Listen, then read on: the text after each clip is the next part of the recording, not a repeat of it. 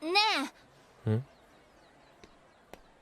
あのさ、ちょっと顔貸してくんない？話があってさ。 Halo guys, balik lagi bersama gue di Isaka Channel. Setelah bahas siapa saja gadis yang menyukai Ayano Koji, kali ini gue lanjut pembahasan lengkap kisah cinta si gadis pemenang. Yang mana sesuai judul dan thumbnail video ini, si gadis tersebut tidak lain dan tidak bukan adalah Karuizawa Kei. Dan karena pembahasan akan mencakup seluruh volume light novel, maka gue peringatin kalau video ini penuh spoiler. Semenjak kecil dulu, Kei dikenal sebagai seorang gadis keras kepala yang memiliki keinginan kuat. Sehingga dirinya selalu menjadi pusat perhatian, walau nanti sifatnya tersebut malah menciptakan masalah besar. Karena di awal SMP, Kei menciptakan rakanya sendiri dengan membuat masalah dengan gadis lain tanpa alasan yang menjadi awal pemicu pembuliannya. Walau mungkin melawan, namun nampaknya hal tersebut memperburuk keadaan hingga di suatu titik Kei hanya bisa pasrah. Karena bagaimanapun juga pembulian yang diterimanya semakin parah dari hari ke hari, hingga Kei menganggap coretan di buku dan bajunya sebagai hal yang paling ringan. Sehingga disiram air di toilet, dipukuli dan ditendangi sudah dianggapnya seperti rutinitas. Belum lagi banyak hal lainnya, seperti paku payung di sepatunya, seluruh pakaiannya disembunyikan setelah kelas renang, terdapat bangkai hewan di mejanya, roknya ditarik di depan teman sekelasnya, dipaksa menyatakan cinta kepada laki-laki yang tidak disukainya, dipaksa menjilat sepatu, hingga dipaksa memakan sampah yang berada di tanah. Dan yang paling parah adalah luka yang didapatnya dari sabetan senjata tajam, yang kelak akan disebut Ayano Koji berasal dari serangan yang bisa mengancam nyawanya. Walau selama itu dirinya berusaha membebaskan diri, namun tidak ada yang mau menolongnya termasuk pihak sekolah yang menutup-nutupi kasusnya. Sehingga Kei hanya bisa menerima setiap pembulian, serta menunggu dan menunggu hingga waktunya untuk bebas tiba. Singkat cerita, Kei berhasil menjauhkan diri dari teman-teman SMP-nya dengan mendaftar ke SMA-nya saat ini. Walau memiliki absen buruk dan statistik di bawah rata-rata, pihak sekolah menerimanya karena tertarik dengan fakta bahwa kepribadian Kei selalu membuatnya menjadi tokoh sentral di kelas. Sehingga dengan tekad kuatnya, Kei memilih bangkit dengan kedua kakinya, walau sudah banyak menderita dan kehilangan masa mudanya. Namun tentu hal tersebut tidak cukup untuk menghilangkan traumanya, karena setiap kali melihat luka di tubuhnya, Kei selalu teringat dengan masa lalunya sampai-sampai memuntahkan isi perutnya. Dan untuk mencegah terjadinya hal yang sama, kala itu Kei memutuskan bahwa fokus utamanya adalah melindungi diri sendiri. Pertama, Kei mengubah penampilan dan perilakunya menjadi seorang Gyaru yang dapat melakukan apapun sesuka hatinya. Kedua, untuk menaikkan status dan mendapat perlindungan, Kei meminta Hirata menjadi pacar pura-puranya dengan berbohong dirinya sudah dibully semenjak SD. Dan Hirata pun menerimanya karena tahu korban pembulian memiliki atmosfer yang unik, yaitu atmosfer yang membuatnya menjaga jarak dengan orang lain, tidak peduli sebanyak apa orang yang mengerubunginya. Karena bagaimanapun Kei tahu akan kelemahannya, sehingga apa yang penting bagi parasite sepertinya adalah melindungi dirinya sendiri. Selesai dengan langkah pertama, dengan kedudukan barunya, Kei mencari sekutu agar orang-orang segan kepadanya. Dengan menjauhi gadis suram dan bersahabat dengan gadis populer, Kei berhasil mengokohkan posisinya menjadi pemimpin para gadis dan juga kelas bersama Hirata. Walau berbagai tingkahnya membuat beberapa orang membenci dan menyebutnya gadis murahan, namun Kei tidak mempermasalahkan karena hal tersebut lebih baik dibanding menjadi korban pembulian lagi. Lalu seiring berjalannya waktu, Kei mulai merasa hatinya tidak puas dengan kebebasan yang didapatnya. Karena jauh di dalam hatinya, dirinya ingin merasakan rasanya jatuh cinta dan dicintai seperti gadis biasa. Karena walau selalu menempeli Hirata, Kei tidak pernah menganggapnya spesial sebagai pujaan hatinya. Dan hal tersebut mempengaruhi perannya, di mana Kei tidak ingin memanggil nama depan Hirata walau sudah beberapa bulan berpacaran. Namun seiring dengan keinginannya tersebut, lambat laun Kei menciptakan masalahnya sendiri dengan menjadi seorang pembuli. Yang mana contohnya adalah ketika dirinya mengolok-ngolok Sakura yang menyukai Ayano Koji, hingga bagaimana dirinya bermasalah dengan Manabe di kapal pesiar.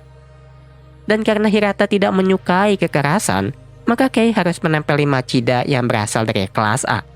Walau Kei sendiri tidak ingin, namun dirinya menganggap hal tersebut sebagai bayaran yang pantas untuk perlindungan yang didapatnya. Namun nyatanya hal tersebut tidak cukup karena Manabe berhasil memojokkannya dan membulinya dengan bantuan Ayano Koji. Sedikit detail dari novel, kala itu Kei tidak hanya ditampar, melainkan ditendang dan dipukuli juga. Karena di awal saja, Manabe terus menendang perut dan dada Kei dengan lututnya, sebelum Rika ikut memukuli dan menendanginya juga. Dan begitu selesai, Ayano Koji yang mengancam pun sengaja meraba paha Kei sambil berpura-pura menggerakkan sabuknya. Sehingga kala itu Kei mengangkat roknya sendiri, sebelum Ayano Koji menyadari luka yang dimilikinya. 弱みを握られてむちゃくちゃされてるだけ。私は捕食される。もっと決定的な何かを隠してるんじゃないのか。これか、お前の闇は。軽井沢。 Sementara Ayano Koji paham trauma Kei tidaklah normal, Kei sendiri paham Ayano Koji berbeda dengan sosok yang diketahuinya. Karena dengan tatapan mata yang begitu kosong dan gelap, Ayano Koji menawarkan perlindungan kepadanya walau dengan ancaman. Dan karena merasa tidak ada pilihan, maka Kei menerimanya tanpa tahu keputusan tersebut akan merubah kehidupannya.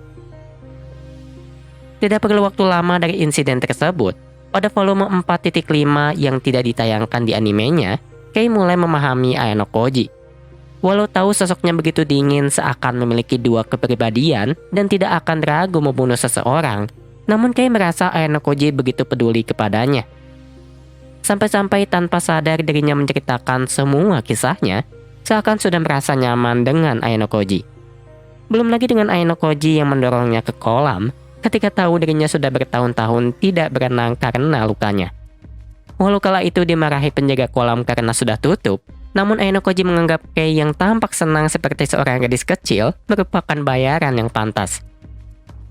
Dan karena kepedulian yang didapatnya, Kei sampai-sampai merasa bahwa Ayano Koji adalah tuan miliknya seorang. Karena walau disebut alat dan diperintah untuk patuh seperti anjing, Kei merasa senang ketika tahu Ayano Koji lebih percaya kepadanya dibanding Horikita. Bahkan agar mendapat perhatian khusus, Kei mulai memanggilnya Kiyotaka, tidak seperti Hirata yang dipanggilnya Yosuke-kun. Dan karena alasan itulah, Kei tidak ingin Ayano Koji melirik gadis lain walau untuk dijadikan alat. Contoh pertamanya saja adalah bagaimana responnya ketika tahu Sato menyukai Ayano Koji. Walau beralasan takut Ayano Koji tidak akan melindunginya lagi, namun yang sebenarnya Kei takutkan adalah Ayano Koji akan meninggalkannya. Sehingga dalam kelanjutan cerita, Kei pernah tampak merasa sebal ketika melihat Ayano Koji yang berkumpul dan bersenang-senang dengan grupnya. Sehingga dalam banyak kesempatan, Ayano Koji harus menjelaskan betapa istimewa Kei baginya. Seperti perasaannya kepada Sato dan berbagai hal lain yang tidak pernah dikatakannya kepada Horikita. Walau hal tersebut membuatnya bahagia, namun Kei menolak fakta bahwa dirinya ingin bersama Ayano Koji. Namun tentu hatinya berkata lain, karena tanpa sadar Kei mulai menjauhi Hirata dan bahkan mengucapkan selamat ulang tahun kepada Ayano Koji. Walau sederhana, namun hal tersebut membuat Kei bahagia sebagai satu-satunya gadis yang mengetahui hari ulang tahun Ayano Koji. Yang mana hal tersebut menjadi kenangan berharga bagi Ayano Koji juga, karena Ayano Koji sendiri sampai ragu untuk menghapusnya. Di sisi lain, Hirata pun paham Kei tertarik kepada Ayano Koji, karena baru kali itu dirinya melihat Kei yang begitu pencemburu dan selalu memandangi Ayano Koji di setiap kesempatan. Singkat cerita, akhirnya Kei menyadari perasaannya sendiri ketika dijadikan sandera oleh Ryuen yang mencari identitas X. Di mana kala itu Kei diancam akan disebarkan masa lalunya, sembari terus disiram air untuk membuatnya menyerah. Sehingga Kei hanya bisa meringkuk di lantai karena dinginnya udara musim dingin dan pikiran yang dipenuhi ingatan masa lalunya. Namun sebanyak apa ancaman dan air yang disiramkan kepadanya, Kei menolak berbicara dan malah menantang Ryuen.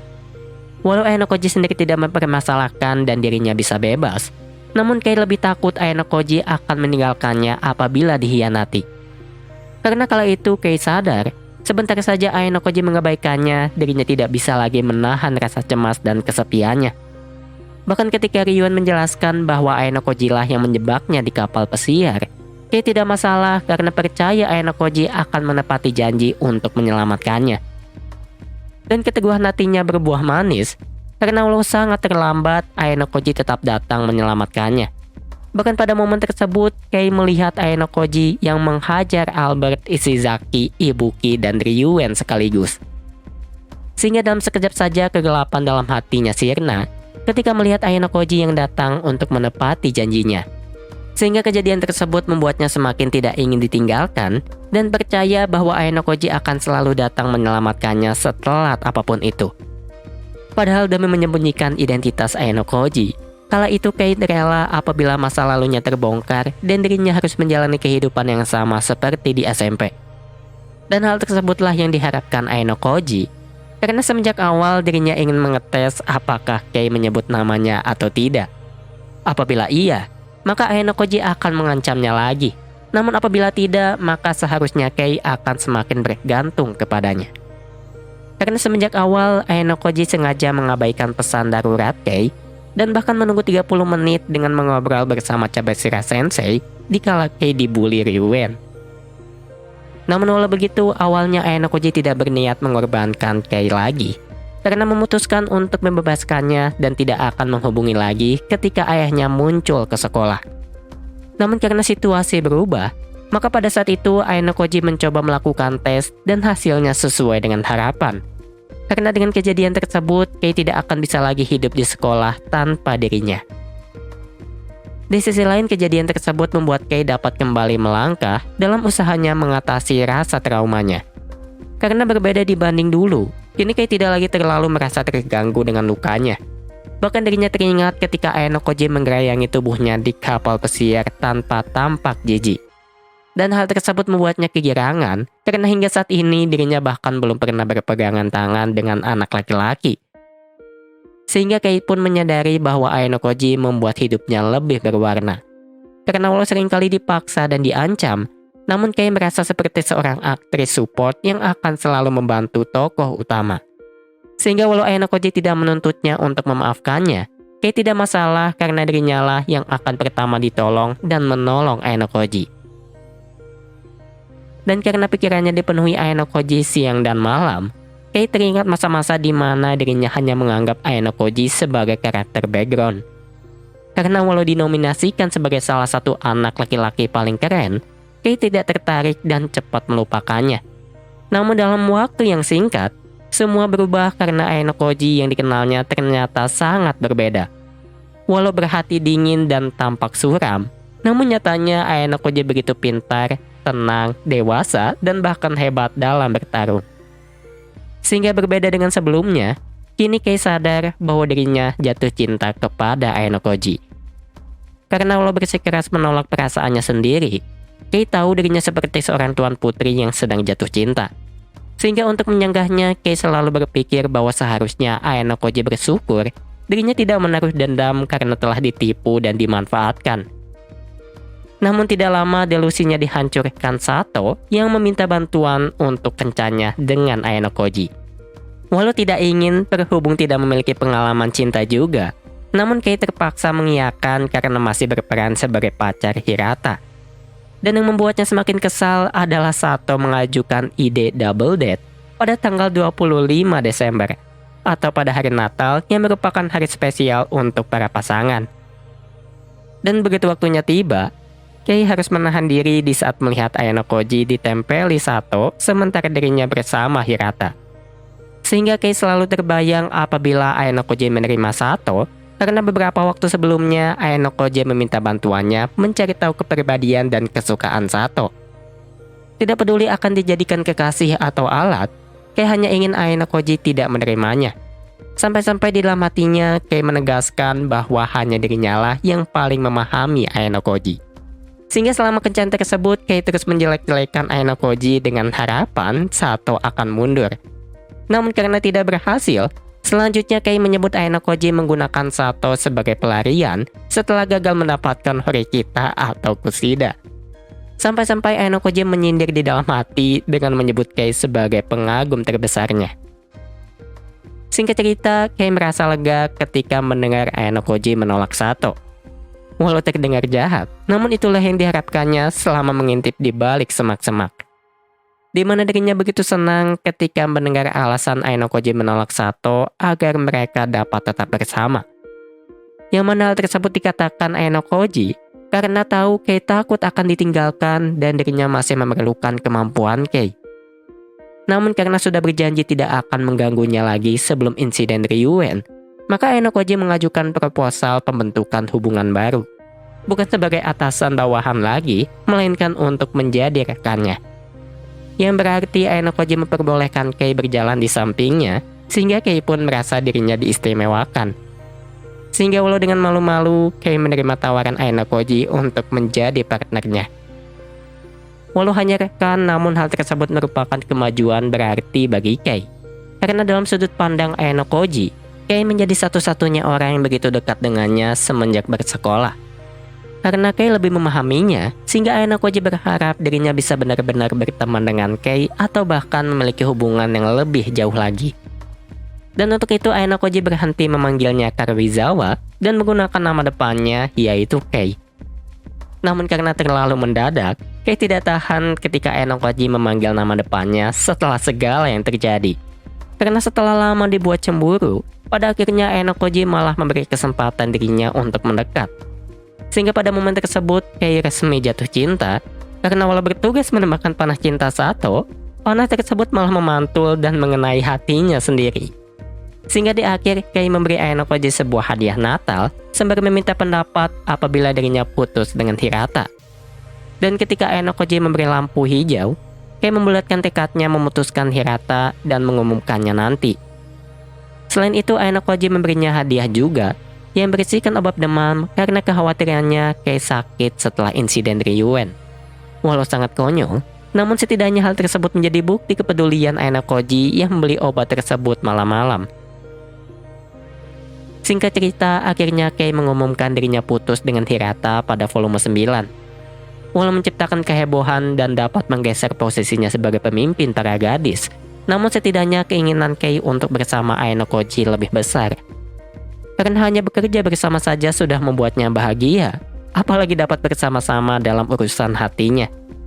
Sehingga dengan kedudukan barunya, Kei selalu menantikan hari-harinya bersama Ayano Koji hingga Valentine tiba.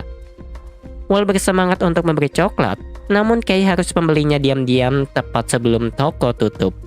Namun karena terlalu gugup saat Valentine, Kei hampir saja gagal memberikan coklatnya.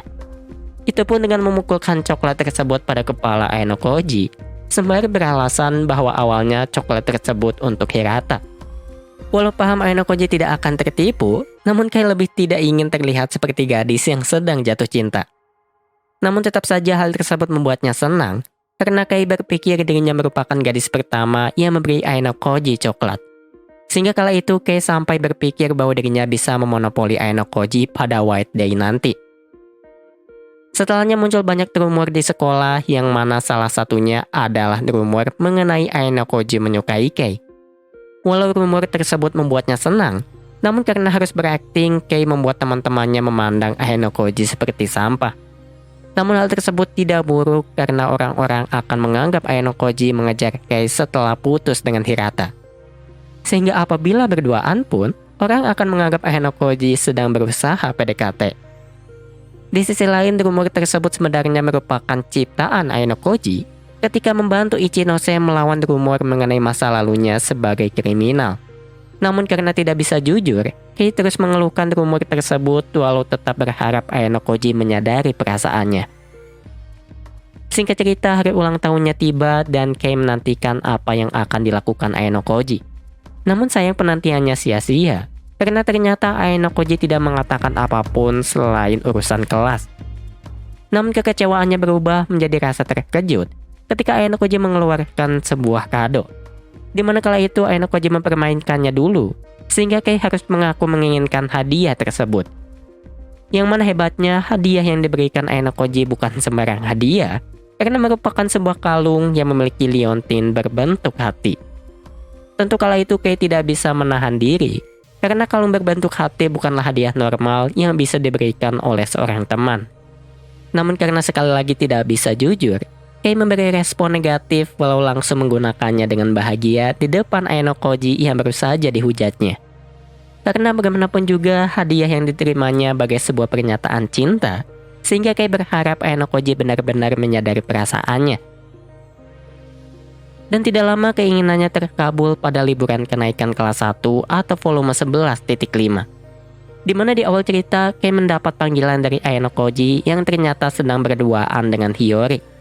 Di mana ternyata Ayano Koji lupa ingin mengatakan apa, sehingga Kei hanya bisa mengutuknya karena bersenang-senang dengan Hiyori.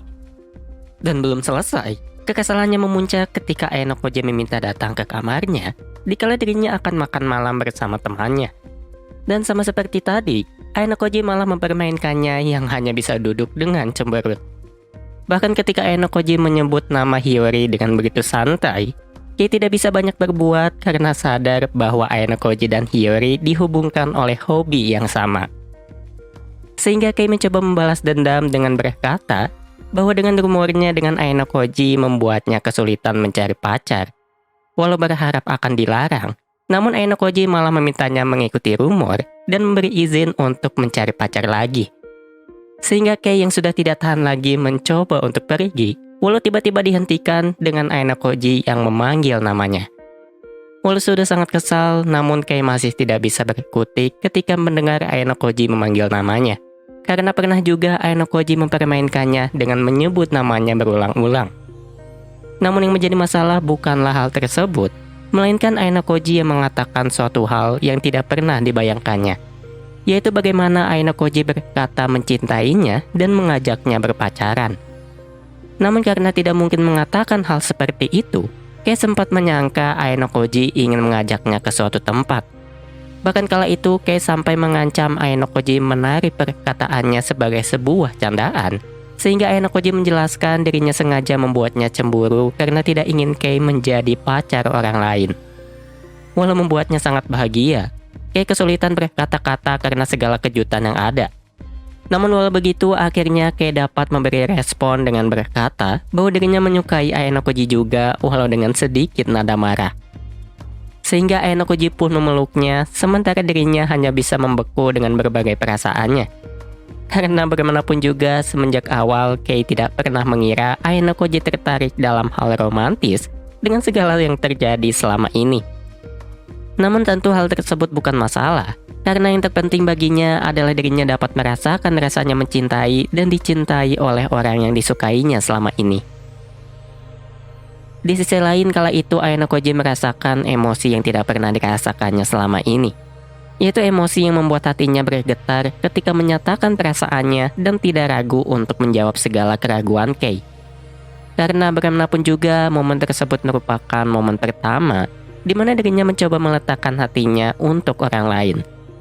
Sehingga kini dirinya dan Kei telah menciptakan langkah besar dari yang awalnya menggunakan dan digunakan, lalu menjadi rekan dan kini menjadi dua individu yang berusaha menyatukan hati. Dan hubungan tersebut menjadi salah satu langkah penting dalam hidupnya, karena manusia memiliki insting untuk terus belajar dan salah satunya adalah mempelajari apa itu cinta. Sehingga walau tahu bagaimana ekspresinya saat ini, Ayano Koji begitu menantikan bagaimana perasaan yang menantinya di masa depan nanti. Karena dirinya begitu yakin akan mendapat jawaban di waktu dekat selama bersama Kei yang telah berbagi perasaan dan mengikat janji bersamanya. Bahkan dengan yang tidak bisa dideskripsikan, tanpa disadari kala itu Ayano Koji merasa Kei tampak menggemaskan ketika kesulitan berkata-kata karena malu. Namun mengesampingkan perasaannya, kala itu Ayano Koji melihat jauh ke masa depan, yaitu mengenai salah satu tujuan utamanya menjadikan hubungan tersebut sebagai sarana Kei untuk bertumbuh. Karena apabila terus hidup sebagai parasit, lambat laun Kei akan hancur sehingga hubungan tersebut merupakan langkah vital bagi Ayano Koji untuk mencegahnya. Namun walau begitu, tanpa disadari Ayano Koji menganggap hubungan tersebut sebagai hal yang istimewa. Karena walau di awal memperlakukan Kei sebagai sebuah buku yang akan memenuhi tujuannya ketika selesai dibaca, di sisi lain Ayano Koji berharap hal tersebut bukan menjadi akhir yang terjadi. Karena dirinya menginginkan akhir di mana Kei akan tetap bersamanya, dan dirinya akan menjadi sosok yang penting bagi Kei dan tidak akan pernah meninggalkannya. Sehingga walau tidak pernah tahu apa yang akan terjadi, di suatu bagian di dalam hatinya, Ayano Koji masih saja menggantungkan harapannya, yaitu doa agar dirinya dapat bersumpah untuk menjadi seseorang yang bisa terus bersama Kei, karena semenjak awal dirinya tahu masa depannya hanyalah kembali ke White Room. Sehingga apa yang harus dilakukannya saat ini adalah menyelesaikan pembelajaran kurikulum cintanya bersama dengan Kei. 佐藤さんへの返事よ。またその話か。俺の返事がどうだろうとお前には関係ないだろう。無関係じゃないわよ。そうか。お前の言いたいことは分かった。あ、つまり俺が佐藤にかまけて、お前を守ることをおろそかにするんじゃないかと警戒してるんだな。なんでそうなるのよ。ん？そうは言ってない。言ってるようなもんでしょ。ああ、あんたの底が見えたって感じ？チャンスだと思ってエッチなこととか考えてんじゃないの？なぜそうなる？ものすごい発想の飛躍だな。そう？私にもいきなり変なことしたくせに。 Sehingga dengan demikian, akhirnya harapan Kei untuk merasakan rasanya dicintai terkabul juga. Karena setelah penantian lama dan kehilangan masa mudanya, Kei tidak perlu khawatir lagi apabila bersama Ayano Koji yang telah mengenal dan menerimanya apa adanya. Dan karena sudah resmi memiliki Ayano Koji, dirinya bebas mengeluarkan perasaan dan keinginannya untuk terus bersama dengan cintanya tersebut. Namun karena sangat mendadak dan tidak ingin diketahui publik, terutama oleh Sato, maka kala itu Kei meminta Ayano Koji merahasiakan hubungan mereka dari semua orang. Namun dengan demikian, semua harus dilakukannya sembunyi-sembunyi, sehingga Kei hanya bisa menelepon atau berdiam di kamar Ayano Koji yang disebutnya kencan indoor sebagai rutinitas. Sehingga yang terpenting bagi Kei adalah dirinya dapat mencurahkan segala perasaannya demi memuaskan hatinya. Walau biasanya hanya berisi kisah keseharian dan berbagai percakapan tak berarah, namun hal tersebut dirasa unik oleh Ayano Koji. Karena walau hanya dengan pembicaraan tanpa arti yang dilakukan oleh Kei, dirinya bisa merasa nyaman. Bahkan ketika pertama kali saling menelepon sebagai kekasih, Ayano Koji terkejut dirinya bisa mengobrol dalam waktu lama, dan Kei tetap mendengar ceritanya yang membosankan dengan senang. Selain itu ada juga sesi belajar malam di kamarnya, di mana Kei selalu memintanya duduk bersama walau malu sendiri. Namun sifatnya yang tidak bisa jujur itulah yang Ayano Koji sebut sebagai ciri khusus Kei. Karena setelah berpacaran, terkadang Kei akan mengomelinya ketika tidak menyadari kode yang diberikannya. Contohnya saja Kei marah ketika Ayano Koji tidak kunjung menelepon ketika baru saja jadian. Lalu ketika tidak ingin mengakhiri telepon dan memintanya Ayano Koji yang menutupnya, Kei marah karena Ayano Koji benar-benar menutupnya tanpa ragu. Sampai-sampai Ichika yang sering mengganggu pun menyebut Kei memiliki kebiasaan marah. Walau cukup menyebalkan, namun setidaknya Ayano Koji belajar bahwa sifat seorang gadis dapat berubah ketika sudah menjadi ibu negara. Namun mengesampingkan kebiasaan marahnya karena tidak bisa jujur, Kei pun seringkali digambarkan sebagai sosok pencemburu. Karena tidak peduli apa alasannya, Kei akan merasa sebal apabila mendapati gadis lain kecuali Horikita di sekitar Ayano Koji. Yang mana hal tersebut terjadi karena dirinya tahu Ayano Koji tidak pernah menganggap Horikita sebagai lawan jenis. Contohnya adalah ketika mendapati rambut Ichika di kamar Ayano Koji dan mengetahui Ayano Koji menghabiskan seluruh waktunya berduaan dengan Nanase di ujian pulau tahun kedua. Sehingga Ayano Koji bisa mempelajari hal baru seperti bagaimana dirinya harus membersihkan kamar setelah ada gadis lain datang dan bagaimana caranya menjinakkan Kei. Karena menurut Ayano Koji sendiri akan sangat merepotkan apabila Kei marah dan hanya duduk cemberut di kamarnya. Namun walau begitu Ayano Koji memakluminya karena dirinya paham Kei bertindak demikian karena masa lalunya. Setelah lama diombang-ambing oleh takdirnya, Kei yang sudah berusaha keras tidak ingin melepas pahlawan dan cinta pertamanya. Karena menurut Kei sendiri, baru kali ini dirinya memiliki seseorang yang begitu penting dalam hidupnya selain kedua orang tuanya. Bahkan saking besar rasa cintanya, Sakayanagi sampai menyebut perasaan Kei telah mencapai tahap delusi. Mengesampingkan hal tersebut, pada akhirnya Sato mengetahui hubungannya dengan Ayano Koji, di mana kala itu Kei tidak bisa berbohong ketika Sato menginterogasinya, karena dirinya tahu bagaimana Sato mencintai Ayano Koji juga. Sehingga Kei bercerita bahwa dirinya menyadari perasaannya ketika Sato meminta bantuannya dalam kencan ganda. Walau berakhir dengan tamparan dari Sato, namun Kei menawari Sato menamparnya sekali lagi karena tahu rasa sakit Sato lebih besar darinya. Namun Sato menolak, sehingga Kei memeluknya dan momen tersebut menjadi salah satu momen persahabatannya bersama Sato. Lalu seiring meningkatnya popularitas Ainokoji, Kei mulai berpikir ingin mengumumkan hubungannya kepada publik. Karena selain Sato yang masih belum menyerah, Kei ingin menjauhkan gadis lain seperti Hiyori dan Ichinose dari Ainokoji. Sehingga dirinya bisa memonopoli Ainokoji tanpa perlu ada gadis lain yang mendekatinya karena tidak tahu Ainokoji memiliki pacar. Selain alasan tersebut, Kei pun ingin merasakan kencan normal di luar ruangan setelah berbulan-bulan lamanya. Karena pernah dirinya dan Ainokoji melakukan hal konyol yang disebut sebagai trial date atau kencan uji coba. Yang mana tujuannya adalah mengetahui seberapa menyenangkan suatu kencan, di mana dirinya dan Ainokoji berkeliling mall walau saling berjauhan. Namun di akhir cerita, Kei tiba-tiba mendapat sebuah hadiah di depan kamarnya yang berisikan aksesoris yang sempat dilihatnya di mall. Dan tentunya hal tersebut dilakukan oleh Ainokoji yang membeli dan juga memberikannya diam-diam. Selain kencan konyol tersebut, setidaknya Kei pernah merasakan kencan yang cukup normal di kapal pesiar. Walau akan menghadapi ujian pulau tahun kedua, namun setidaknya kala itu dirinya dapat memandangi laut bersama Ainokoji di atas kapal pesiar mewah. Dan berbicara ujian, kali itu Ainokoji memilih solo dan tidak bersama Kei karena tidak ingin melibatkannya dalam masalahnya bersama Tsukishiro. Di mana sebelum ujian dimulai, Ainokoji pun memberi Kei 700.000 poin untuk berjaga-jaga. Karena apabila mendapat nilai rendah, hukumannya adalah dikeluarkan. Dan satu-satunya cara untuk membatalkannya adalah membayar 1 juta poin. Beberapa waktu kemudian, Kei mendapat sebuah kenangan indah selama ujian berlangsung. Yaitu ketika kelompoknya bertemu Ainokoji, Kei diam-diam berpisah dan masuk ke dalam hutan agar bisa duduk berduaan. Walau sempat kesal ketika mendengar Ainokoji berkeliling dengan Nanase, namun akhirnya Kei bungkam ketika Ainokoji tiba-tiba menciumnya. Karena bagaimanapun juga ciuman tersebut adalah ciuman pertamanya, sehingga dirinya hanya bisa terbengong karena tidak pernah menduga tindakan Ainokoji. Karena walau sebelumnya sudah pernah hampir berciuman di kamar, Kei sedikit trauma ketika Ichika tiba-tiba datang memberikan alat kontrasepsi. Sehingga semenjak itu dirinya merasa canggung dan Ainokoji pun tidak bisa berbuat apa-apa. Singkat cerita, begitu ujian selesai, Kei memutuskan untuk mengumumkan hubungannya kepada semua orang. Selain karena perasaannya tidak terbendung lagi, Kei ingin mengumumkan kepada dunia bahwa dirinya memiliki kekasih yang hebat. Sehingga dengan keputusan tersebut, Kei dan Ainokoji akan menjalani keseharian baru sebagai kekasih yang dapat menunjukkan diri dengan bangga.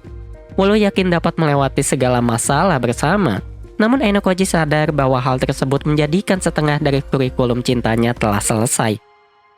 Sehingga waktunya untuk bersama Kei terus menipis, karena lambat laun kurikulumnya akan selesai dan mereka harus berpisah. Sehingga Ainokoji ingin Kei dapat berdiri sendiri untuk melangkah maju, karena hal tersebut merupakan yang paling penting dalam kurikulum cintanya. Dan begitu akhir liburan musim panas tiba, sekali lagi Kei mendapat ciuman dari Ainokoji.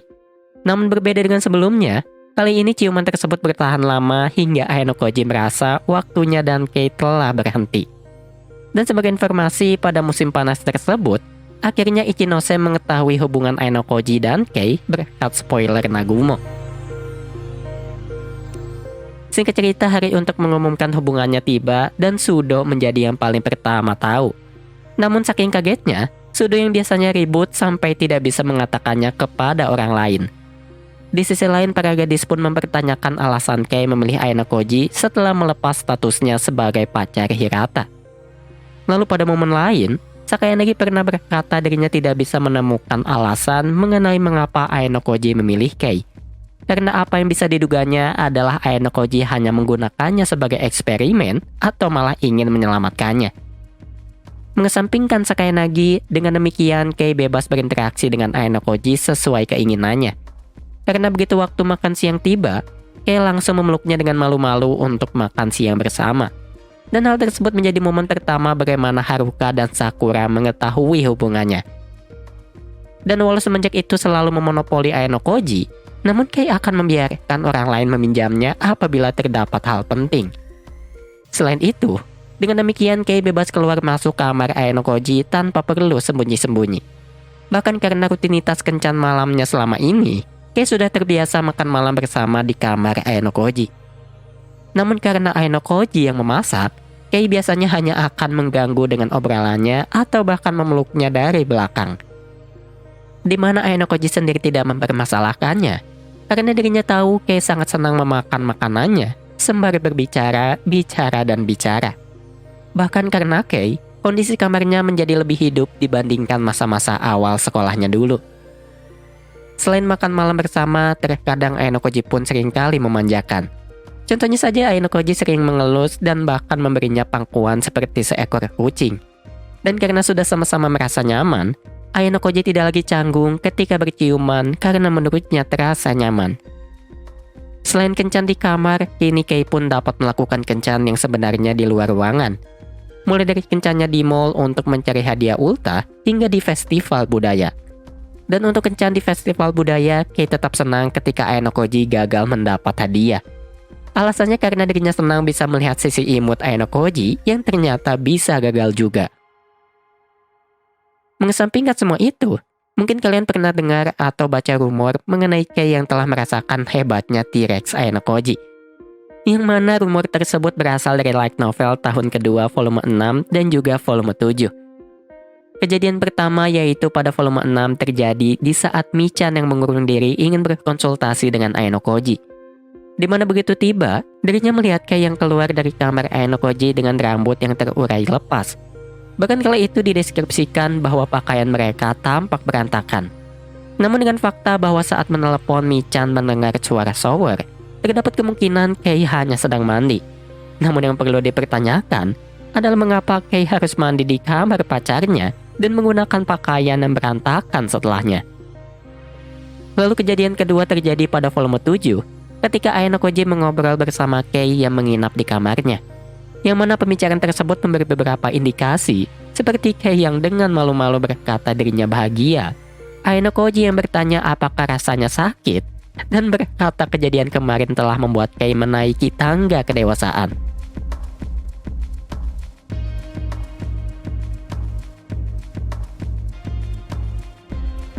Walau seakan memberi kode bahwa Kei merasakan T-Rex Aenokoji, namun banyak yang menyebut bahwa hal tersebut tidaklah benar. Karena pada akhir volume tersebut, Aenokoji bercerita mengenai bagaimana dirinya memanggil Kei di saat Sato meminta bantuannya. Dan dalam momen tersebut, Kei menceritakan masa lalunya kepada Sato. Sehingga apa yang dimaksud sakit adalah perasaannya ketika memberitahu masa lalunya.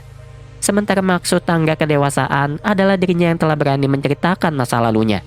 Lalu mengapa Kei menginap? Bisa jadi karena Aenokoji ingin menenangkannya. Dan kejadian tersebut membuat Kei menjadi lebih dekat dengan Sato karena setelahnya dideskripsikan bahwa mereka telah menjadi sahabat.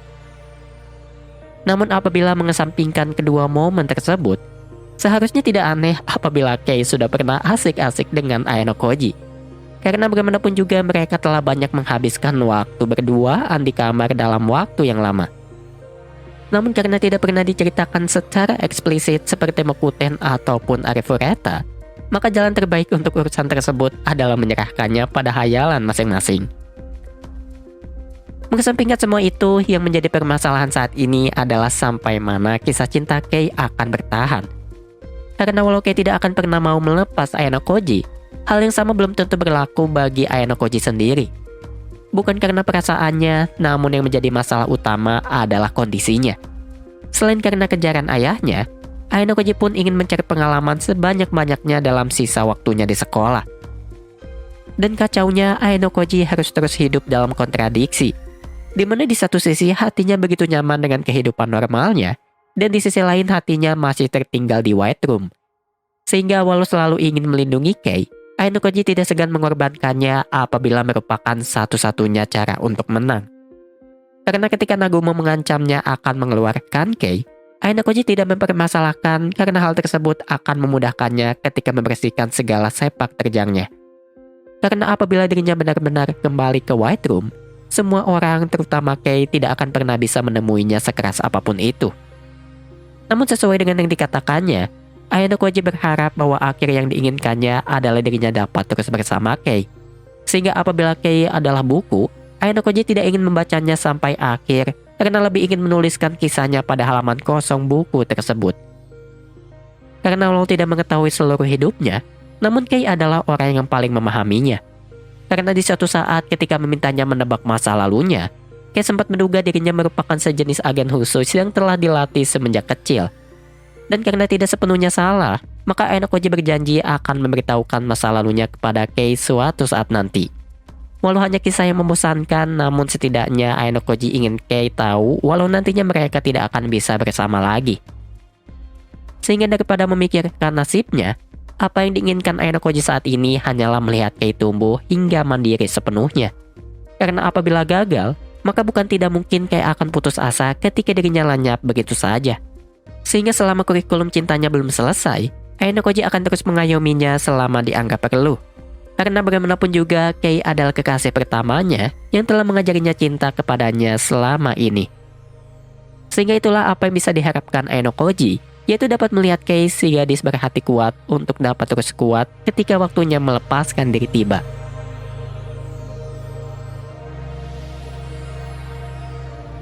Itulah kisah cinta Kei dengan Ayano Koji di serial Classroom Elite. Terima kasih bagi para pendengar dan penonton dimanapun kalian berada. Sampai jumpa di video Isaka selanjutnya. Bye!